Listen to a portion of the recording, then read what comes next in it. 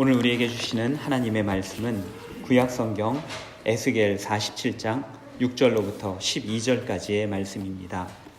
제가 가진 성경으로 구약성경 1226면에 있습니다. 그가 내게 이르시되 인자야 내가 이것을 보았느냐 하시고 나를 인도하여 강가로 돌아가게 하시기로 내가 돌아가니 강 좌우편에 나무가 심이 많더라. 그가 내게 이르시되 이 물이 동쪽으로 향하여 흘러 아라바로 내려가서 바다에 이르리니 이 흘러내리는 물로 그 바다의 물이 되살아나리라.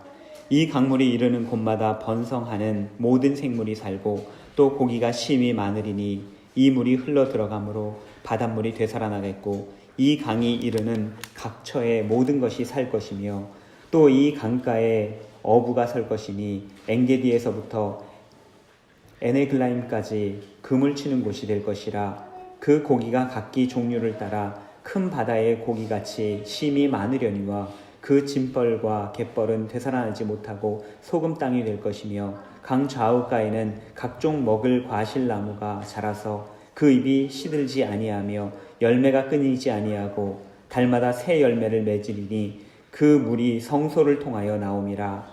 그 열매는 먹을 만하고 그 잎사귀는 약 재료가 되리라. 아멘.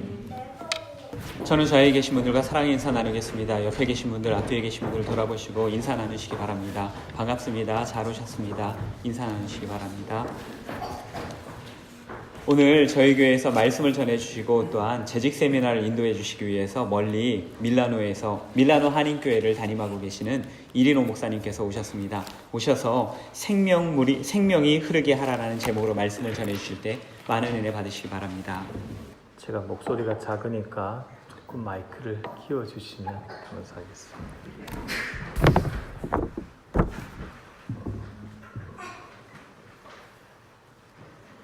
인도 구시라 성이라고 하는 곳에 시다림이라고 하는 숲속이 있습니다. 이 숲속을 석가모니와 그 제자들이 함께 한가로이 거닐고 있었습니다. 거닐고 있는 중에 한 젊은 과부가 통곡하면서 울고 있는 것을 보게 된 것이죠. 그래서 석가모니가 왜 그렇게 슬프게 우느냐고 그 여인에게 물었습니다. 그랬더니 그 사연인 즉슨 이 젊은 과부가 남편을 잃고 하나밖에 없는 아들을 참 애지중지 키웠는데 이 아들이 이제 곧 죽게 되었다는 것이죠. 그래서 아들을 살려달라 이렇게 석가모니에게 애원을 합니다. 그래서 석가모니가 이 여인에게 말하기를 저 거울에 가서 한 번도 사람이 죽은 일이 없는 집에 쌀을 얻어다가 그 쌀 한 줌으로 죽을 끓여서 아들을 먹이면 살아날 것이다 이렇게 얘기를 합니다. 그래서 그 여인이 마을로 달려가서 집집마다 사람이 죽은 일이 있는가 없는가 물어서 사람이 죽은 일이 없는 집을 찾아내려고 참 그 마을에는 모든 집을 수소문하여 다 다녔는데 밤이 늦도록 다녀도 그런 집을 한 집도 발견하지 못한 것이죠. 그래서 실망한 이 여인이 석가모니 앞에 다시 돌아옵니다. 부처님, 하루 종일 돌아다녀도 사람이 죽은 일이 없는 그런 집은 없었습니다. 그래서 빈손으로 왔습니다. 하고 참 실망이 가득해서 말했습니다. 그랬더니 석가모니가 이렇게 대답합니다. 자매여, 생자 필멸이라. 사람이 나면 반드시 죽는 것, 인연 따라 일어나서 인연 따라 없어지는 것이니 너무 슬퍼할 것이 없느니라. 이렇게 위로했다고 합니다. 저는 불교를 폄하하거나 비하할 생각은 조금도 없습니다만 죽음에 대해서 또 인생에 대해서 불교가 갖고 있는 생각은 단순히 우리 인생의 죽음을 받아들이는 것 이외에는 사람이 인생을 이해하거나 위로해 줄 방법이 없다는 것을 이 한 예화를 통해서 알게 됐습니다.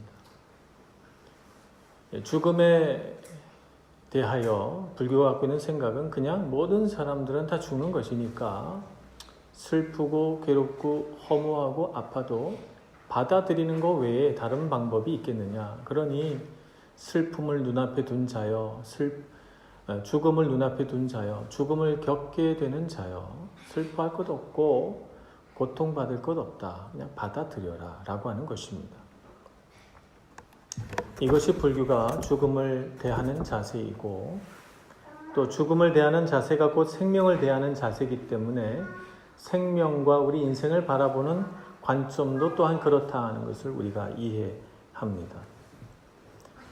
자, 그러나 성경은 죽음에 대하여 그렇게 말하지 않습니다. 하나님은 죽음에 대하여 죽음을 목전에 두고 있는 사람을 향해서 위로하지 않으십니다. 아니, 위로할 필요가 없으십니다. 왜냐하면 하나님은 생명을 주시는 분이시기 때문에 그렇습니다.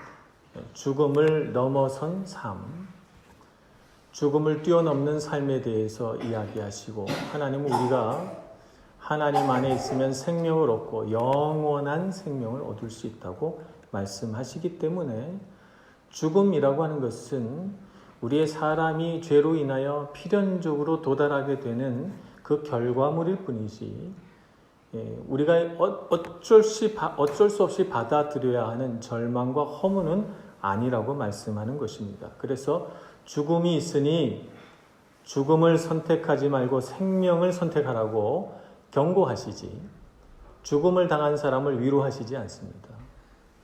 생명의 길을 놔두고 죽음을 향해 달려가는데 하나님께서 그 사람을 향하여 무슨 위로가 있겠습니까? 우리는 이 세상을 살아가면서 생명과 죽음을 봅니다. 우리는 하나님 안에 생명이 있는 것을 알아야 되겠습니다. 오늘 에스겔서 47장은 에스겔 선지자로 하여금 생명이 어디에 있는가 하는 것을 우리에게 보여줍니다. 환상 가운데 그가 성전을 보게 되는데 그 성전은 동쪽을 향하여 문이 나 있습니다. 성전 문지방에서 물이 흘러서 동쪽을 향하여 흐르다가 다시 남쪽을 향하여 흐릅니다. 예루살렘 성에서 동쪽을 바라보면 아라비아 사막이고, 그 사막에서 남쪽을 향하여 흐르면 그것은 요단 골짜기가 됩니다. 오늘 성경 말씀에서는 그 요단 골짜기를 별명으로 아라바라 이렇게 부릅니다. 요단 골짜기를 흘러서 그 물이 도달하게 되는 최종 목적지는 사해죠. 오늘 성전 문지방에서 흘러나온 물은 처음에는 에스겔의 발목을 채우다가 그 다음에는 무릎까지 오고 그 다음엔 허리까지 오고 나중에는 물이 너무 많아져서 사람이 건너갈 수 없는 큰 물이 됩니다. 그래서 그 흐르는 큰 물이 강이 되어서 흘러가지고 어디에 도달하게 되는가? 사해에 도달하게 되고, 이 죽음의 바다, 아무 생명도 살 수 없는 이 죽음의 바다를 생명의 바다로 바꾸어낸다, 이렇게 말하고 있죠. 그래서 이 생명의 강이 흐르는 좌우 양편에 나무가 있는데 이 나무는 한 달에 한 번씩 열매를 맺어서 12가지 과실들을 내면서 이 생명나무의 이파리를 따먹는 자마다 다 살게 되는 그런 은혜가 있게 됐다고 말하고 있습니다. 이 물이 어디서 나오는가? 성소로부터 나온다, 이렇게 말하고 있는 것입니다. 이 말씀을, 이러한 환상을 또 한 사람이 경험했는데 요한 사도가 경험했습니다. 요한계시록 22장 1절 2절을 제가 한번 보겠습니다.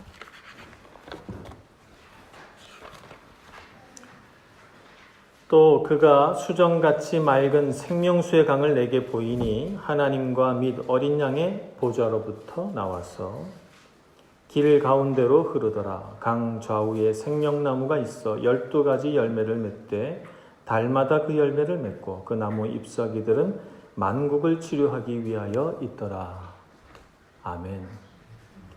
에스겔 선지자가 본 것과 똑같은 환상을 요한 사도도 보면서 좀 더 구체적으로 성소 가운데서도 하나님과 어린 양의 보좌로부터 물이 흘러나와 이 생명의 물이 사람에게 생명을 주고, 그렇게 해서 그 12가지 과실을 맺는 생명나무가 가득한 광경을 그도 보면서 성경에 기록해 놓은 것입니다. 생명은 주님께 있습니다. 사망은 우리 죄로부터 나왔습니다.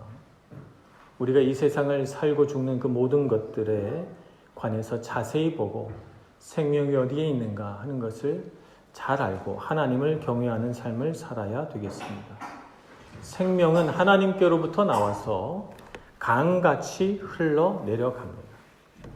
그래서 생명은 강처럼 흐른다는 것을 알 때 우리는 강을 바라보며 그 근원이 어딘가 분명히 기억해야 합니다. 잠언 3장 18절에서는 지혜는 그 얻는 자에게 생명나무라 지혜를 가진 자는 복되도다 이렇게 말합니다.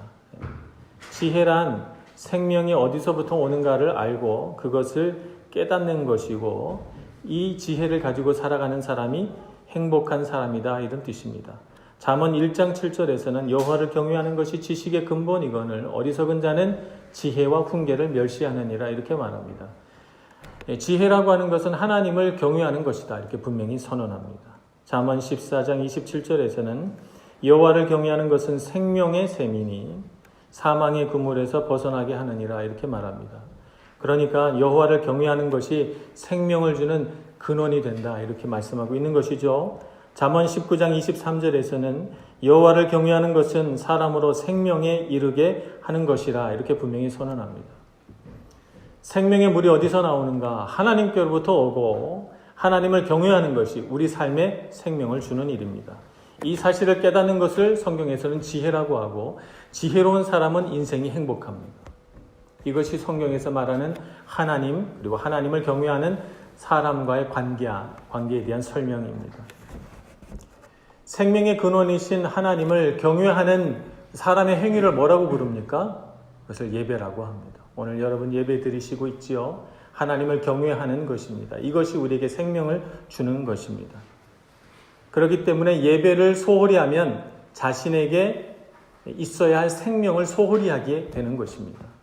예배를 하나님 앞에 잘 드리는 것은 생명의 근원 되신 하나님을 내가 경외함으로 내 삶 가운데 생명을 받아들이는 것입니다. 예배는 생명입니다. 이 사실을 알고 예배를 생명처럼 소중히 여기시는 여러분들 되시기를 축복합니다. 강이 흐르는 것처럼 생명도 흐릅니다. 그래서 우리 삶 가운데 생명이 흐르게 해줘야 합니다. 흐르는 물에 생명이 있습니다. 흐르는 것을 멈추면 생명도 멈춥니다. 그렇기 때문에 우리 삶 가운데 생명이 흐르게 하지 못하는 요소들이 있게 되면 우리 삶에는 반드시 그에 걸맞는 죽음이 찾아오기 마련입니다. 우리 삶 가운데 욕심은 생명을 멈추게 합니다. 욕심이란 건 뭐냐 하면 내가 받아들이기는 하되 나에게서 나가는 것은 없게 하자는 것이 욕심입니다. 그래서 생명이 나한테 다 들어와서 나한테 머물고 나에게는 이 생명이 더 이상 다른 데로 흘러나가지 못하게 내가 꽉 틀어잡고 움켜쥐고 살면 생명이 더 많아질 줄로 생각하고 그렇게 욕심을 부리게 되면 오히려 생명이 죽습니다. 생명은 흐를 때 생명이 있는 것입니다. 강물은 흘러야 생명이 넘치고 흐르기를 멈춘 사해는 받아들이기는 하되 더 이상 흘러나가지는 않는 사해는 결국엔 썩은 물이 되고 죽은 바다가 되어버린 것입니다. 우리가 하나님으로부터 생명을 받습니다. 생명을 받는다는 것은 우리 안에 하나님께서 은혜 주시고 사랑 주시는 것을 알고 그것에 감격하고 기뻐하는 것이 생명입니다. 근데 받은 은혜를 흘려보내야 되잖아요. 내가 은혜를 받았으면 이런 은혜를 받았다고 사람들에게 나의 받은 은혜를 같이 이야기하고 나누는 것이 필요한데 그런 것 하지 않으면 가두어 두는 것입니다. 내가 하나님 앞에 은혜를 받았는데 그 은혜 받은 것을 내 삶으로 드러내지 않으면 섬기고 봉사하고 베푸는 일로 내가 드러내지 않으면 나 혼자 받은 은혜 움켜쥐고 사는 것과 동일합니다. 그러면 은혜는 흐르기를 멈추게 되고 그러면 나는 행복하지 않게 됩니다. 우리는 받은 은혜를 말로 이야기하고 나누고 내 몸의 섬김으로 헌신하고 봉사할 때 하나님께서 주신 사랑과 은혜가 더욱 커지고 그것이 다른 사람들에게 공급되는 것을 보면서 우리의 기쁨은 더욱 커지는 것입니다. 이렇게 해서 생명이 풍부해지는 것인데 이 받은 은혜 나만 간직하자 생각하고 내 안에 꽁꽁 묶어두게 되면 그 받은 은혜가 썩어서 다 사망, 죽음이 되어버리는 것입니다. 우리가 주님께 받은 은혜가 있습니다. 받은 은혜를 가장 쉽게 흘려보내는 방법은 우리의 재정을 사용하는 것입니다.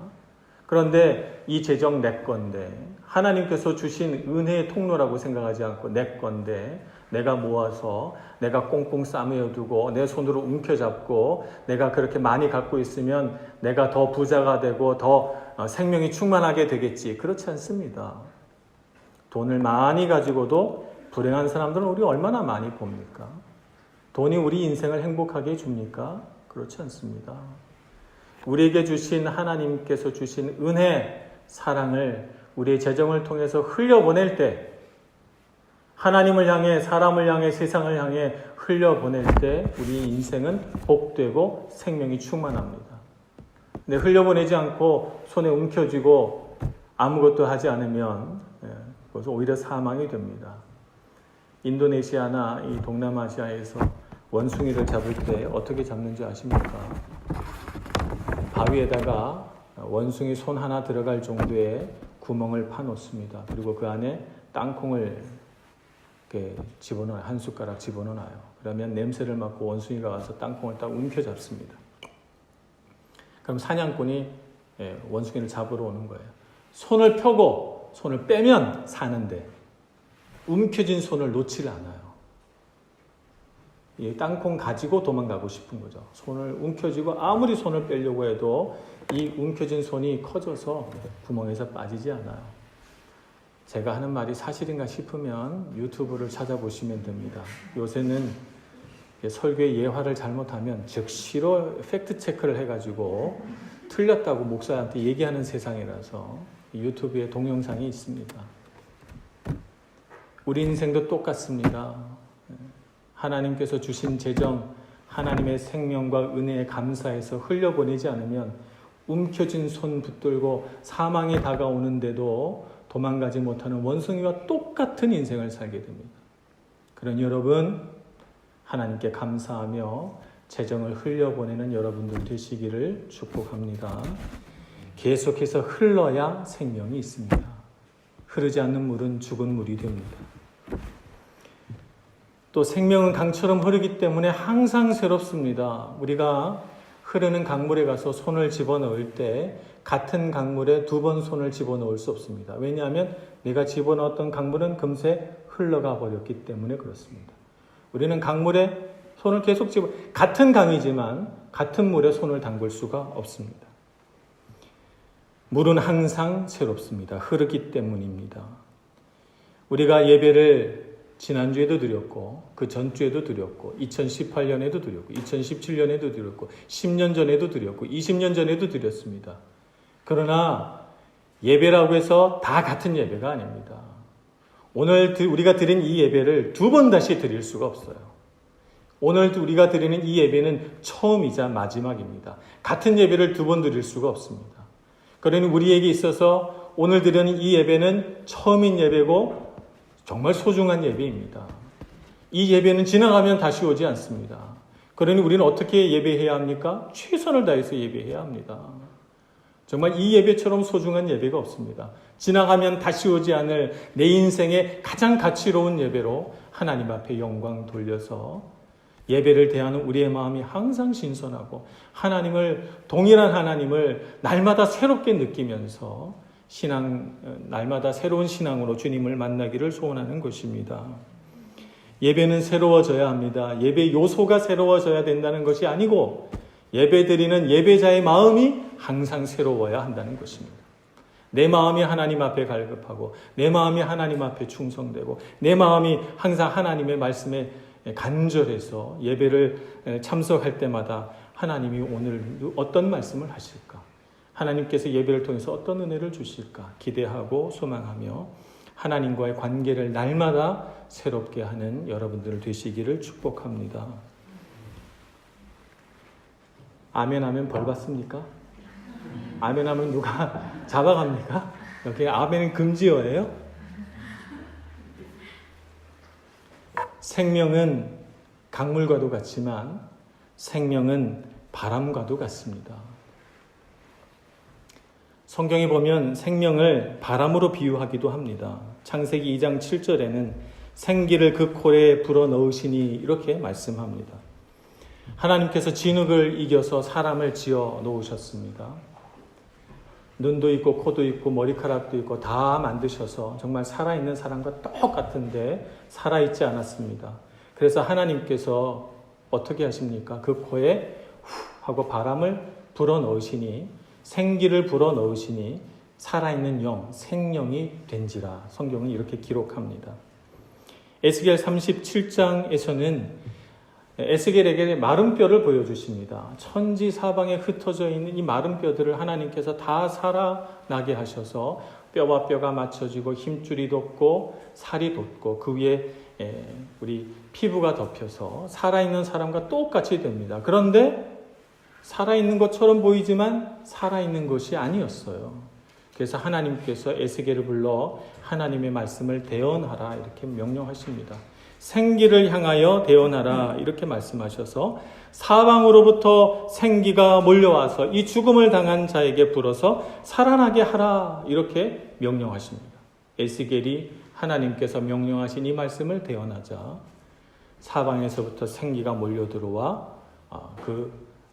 사람들이 살아나게 됩니다. 생명은 바람과 같습니다. 이와 같은 말씀을 예수님도 하셨습니다. 요한복음 3장에 보면 니고데모에게 성령으로 거듭난 사람에 대하여 설명하시면서 영원한 생명을 가지려면 성령으로 거듭나야 된다. 니고데모가 이해를 못하니까 사람이 나처럼 이렇게 늙은 사람은 어떻게 모태로 다시 들어가서 태어납니까? 이런 어리석은 소리를 하니까 예수님께서 이렇게 대답하십니다. 요한복음 3장 8절 바람이 의미로 불매 내가 그 소리는 들어도 어디서 와서 어디로 가는지 알지 못하나니 성령으로 난 사람도 다 그러하니라. 그러니까 우리가 바람이라고 하는 것을 볼 수는 없습니다. 볼 수는 없지만 실체는 있어요. 그것을 어떻게 하는가? 바람이 불어서 소리도 나고 우리 피부에 바람이 불어서 느낌도 있기 때문에 그렇습니다. 보지는 못하나 형체는 없으나 그러나 분명히 바람은 존재하는 것처럼 생명이라고 하는 것도 분명히 그래서 형체는 우리 눈에 볼 수 없으나 그 생명이 있는 것과 없는 것의 차이는 분명해서 우리에게 생명 현상이 일어나면 그 생명 현상에 따른 결과물도 있고 경험도 있다는 것을 우리에게 가르쳐주고 있는 것입니다. 그래서 주님께서 말하시는 이 생명이라고 하는 것은 형체가 없는 것이라서 이 세상에 존재하지 않는 것이 아니라 보이지 않을 뿐이지 분명히 존재합니다. 주님께서 주시려고 하는 생명은 우리 육신의 생명이 아닙니다. 에스겔의 환상에서 또 창세기 2장에서 말씀하시는 것처럼 우리 육신의 생명을 말하는 것이 아니고 하나님께서 주시고자 하는 것은 하나님의 영을 말씀하시는 것입니다. 영이 살 때 우리는 진짜 살아있는 것입니다. 요한복음 5장 24절 말씀에서는 이렇게 말씀하십니다. 내 말을 듣고 또 나 보내신 이를 믿는 자는 영생을 얻었고 심판에 이르지 아니하나니 사망에서 생명으로 옮겼느니라. 아멘. 그러니까 예수님 말씀에 따르면 예수님을 믿는 것이 생명을 얻는 것이다. 이렇게 우리에게 설명하고 있는 것입니다. 요한복음 5장 24절에 이 말씀을 어떤 맥락에서 하셨는가? 베데스다라고 하는 연못에서 38년 된 병자를 고치시면서 하신 말씀입니다. 우리 인생에는 병들어 신음할 때도 있고 우리 몸이 이것저것 아프면 우린 참 괴롭습니다. 우리는 우리 몸이 건강하게 잘 살면 우리가 생명이 충만하고 그렇게 사는 인생이 행복할 거다 이렇게 생각합니다. 예수님께서 38년 된 병자를 고쳐주시면서 우리에게 이 메시지를 주신 까닭은 무엇입니까? 그렇다 너희에게 육신의 생명이 얼마나 소중한지 안다. 몸이 건강해야 행복하고 육신이 건강해야 우리 인생이 복되다는 거 내가 안다. 그러나 생명은 육신의 회복에만 있지 않다. 진짜 생명은 육신이 살아있다고 해서 육신이 건강하다고 해서 생명 충만한 것이 아니라 진짜 생명은 영이 살아야 산 것이다. 이렇게 우리에게 말씀하고 있는 것입니다. 그래서 38년 된 병자를 고쳐주시면서 진짜 생명 있는 삶은 예수를 믿는 삶이고 그래야만 사망에서 생명으로 옮겨갈 수 있다고 말씀하는 것입니다. 요한복음 6장 33절에서는 이렇게 말씀하십니다. 하나님의 떡은 하늘에서 내려 세상에 생명을 주는 것이니라. 35절에서 이렇게 말씀하십니다. 나는 생명의 떡이니 내게 오는 자는 결코 줄이지 아니할 터이요 나를 믿는 자는 영원히 목마르지 아니하리라. 이렇게 말씀하십니다. 아멘입니까? 주님은 생명의 떡입니다. 주님께서는 주신 주님의 생명, 주님의 몸을 우리에게 생명 있는 떡으로 주셨습니다. 이 말씀을 언제 하셨습니까? 요한복음 6장을 찾아보시면 아시겠지만 오병이어의 기적을 행하신 후에 하신 말씀입니다. 예수님의 가르침을 듣고 저녁이 되어서 배가 고픕니다. 우리는 먹어야 삽니다. 그래서 배가 고파서 굶주린 백성들, 무리들을 향해서 예수님께서 너희에게 뭐 먹을 것이 없느냐. 그래서 떡 5개와 물고기 2마리를 다 나누어서 오병이어의 기적을 일으키십니다. 우리가 먹고 마셔야만 산다는 거 아십니다. 우리에게 먹고 마시는 일이 얼마나 중요한 일인지 주님께서 아십니다. 그것을 무시하시지 않습니다. 그래서 필요를 채워주십니다. 문제는 우리가 먹고 배부른 것에만 집중하는 인생을 산다는 데 있습니다. 그래서 먹여주시고 마시게도 해주시고 입히시기도 하시지만 생명은 먹고 마시고 입는 데만 있는 것이 아니라는 사실을 가르쳐주기 위하여서 오병이어의 기적을 일으키신 후에 나는 생명의 떡이라 진짜 살기를 원하면 나를 믿고 나를 따라야 한다고 말씀하고 있는 것입니다. 예수님에게 생명이 있습니다. 예수님에게 어떤 생명이 있습니까? 예수님께서 자신을 생명의 떡이다 이렇게 말씀하신 이유는 예수님의 생명, 예수님의 몸을 찢어서 십자가의 죽으심으로 죄와 사망의 권세를 이기시고 우리에게 정말 생명을 주셨기 때문에 예수님 자신을 생명의 떡이라고 하는 것입니다. 예수님께서 십자가에서 흘리신 피를 우리가 받아 마시고 생명을 누리고 십자가에서 찢기신 그분의 살을 우리가 먹음으로써 우리가 나음을 입고 우리가 회복되게 되는 것입니다. 그분의 희생과 그분의 죽음으로 우리가 생명을 얻었습니다. 그래서 예수님을 생명의 떡이다 이렇게 말하는 것입니다.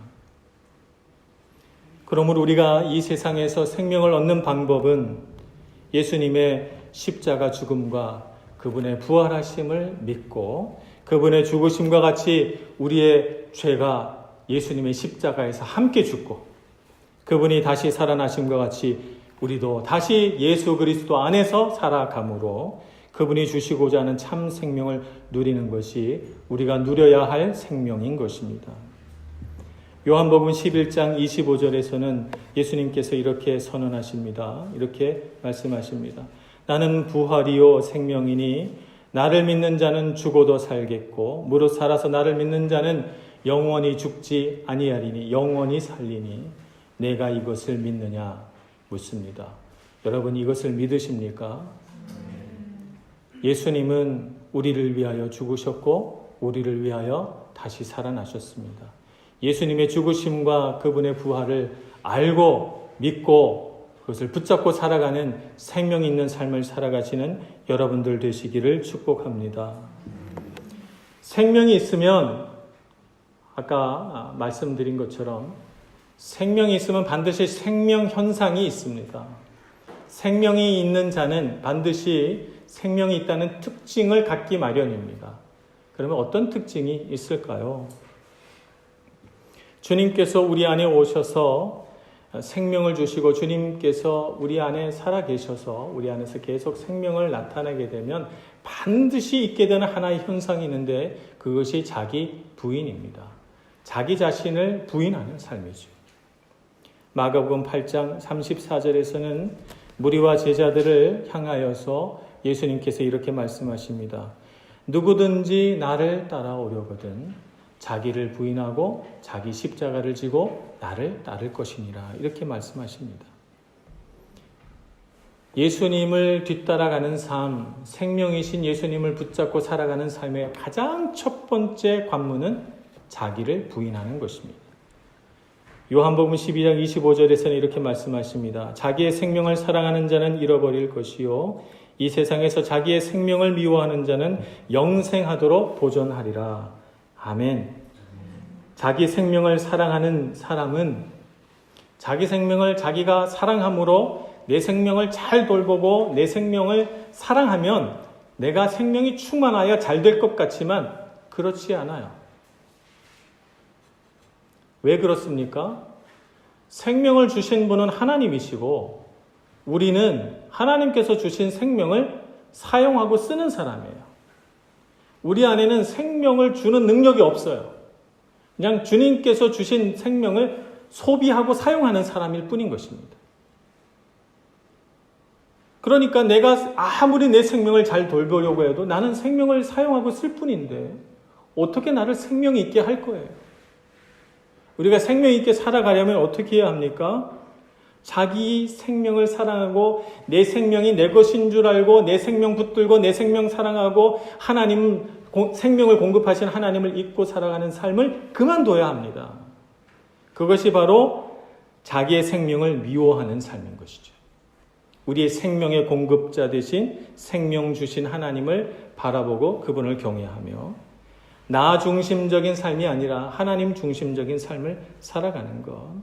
그래서 내 생명은 하나님께로부터 예수 그리스도의 십자가 은혜로부터 생명이 오는 줄 알고 내가 내 생명의 주인 노릇하면서 내 마음대로 내 생명을 쓰는 삶을 중단하고 하나님께서 주신 생명으로 살아가는 방법을 깨닫는 사람이 진짜 생명 있는 삶을 살아가는 사람인 것입니다.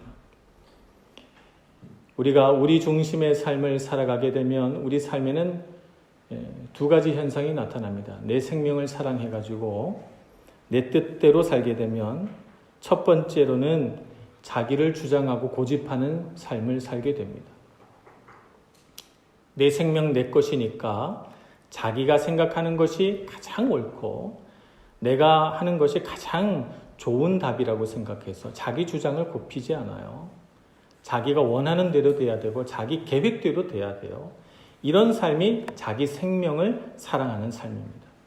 이런 사람은 자기 생명은 살릴지도 몰라도 그 주변에 있는 사람들 다 불편하게 하고 힘들게 만듭니다. 자기 계획대로 돼야 되고 자기 생각대로 돼야 되니 그 주변에 있는 사람들의 생명을 다 죽이는 사람입니다. 반대의 사람도 있습니다. 자기 생명을 사랑하지만 반대로 행동합니다. 그것은 뭐냐 하면 염려하고 걱정하는 삶입니다. 다른 사람에게 피해를 주지는 않아요. 그러나 내 계획대로 안 될까봐, 내 생각대로 안 될까봐, 내 뜻대로 안 될까봐 날마다 걱정하고 염려하고 근심하는 삶입니다. 이게 자기 생명 사랑하는 삶이에요. 이렇게 살면 다른 사람은 피해를 안 받지만 내 생명이 죽어요. 내 생명이 막 죽어져 갑니다. 이렇게 해도 저렇게 해도 자기 생명을 사랑하는 삶은 하여튼 생명을 소진하게 만들고 고갈시켜 버리는 것입니다. 누구 뜻대로 살아야 합니까? 하나님의 뜻대로 살아야 합니다. 예수님은 우리에게 그렇게 가르치셨는데 예수님은 정말 자기를 부인하는 삶을 사셨나 궁금합니다. 요한복음 4장 34절에서 예수님은 점심 식사를 마련해 갖고 온 제자들에게 이렇게 말씀하십니다. 나의 양식은 나를 보내신 이의 뜻을 행하며 그의 일을 온전히 이루는 이것이니라. 이렇게 말씀하십니다. 사마리아 수가성에서 한 여인을 만나서 그 여인의 불행한 삶을 고쳐주시고 영생하도록 솟아나는 생명의 물을 그 여인에게 주시면서 하나님의 뜻을 이루어 드리셨죠. 그래서 예수님은 점심을 드시지 않으셨는데 배부릅니다. 그래서 점심 식사를 마련해 갖고 와서 주님 배고프시지요 하고 음식을 내미는 제자들에게 나의 양식은 나를 보내신 이의 뜻을 행하며 그의 일을 온전히 이루는 이것이다. 이렇게 말씀하시면서 하나님 뜻대로 살아가는 삶이야말로 진짜 배부른 삶이요 생명이 충만한 삶이라고 가르쳐 주십니다. 요한복음 5장 30절에서는 예수님께서 제자들에게 이렇게 고백하십니다. 나는 내가 아무것도 스스로 할 수 없노라. 놀랍지 않습니까? 예수님께서 얼마나 능력이 많으신 분이십니까? 귀신도 쫓아내고 질병에 걸린 사람도 고치고 많은 사람들에게 오병이의 기적도 일으켜내시는 주님이신데 내가 스스로 아무것도 할 수 없노라 이렇게 말합니다. 예수님은 하나님의 뜻대로 살아가시는 분이셨기 때문에 이렇게 고백하는 것입니다. 마가복음 14장 36절에서는 할 수 있다면 이 잔을 내게서 가져가 달라고 하나님께 기도하시다가 그러나 나의 원대로 마시옵고 아버지의 원대로 하옵소서 이렇게 고백합니다. 예수님은 철저히 자기를 부인하시고 자기 뜻대로 살지 않고 하나님의 뜻대로 살려고 하신 분이시고 그래서 죽기까지 충성하신 분이십니다. 그래서 십자가에 자기 자신을 내어드리신 분이시죠. 예수님이 이렇게 사셨는데 우리가 뭐라고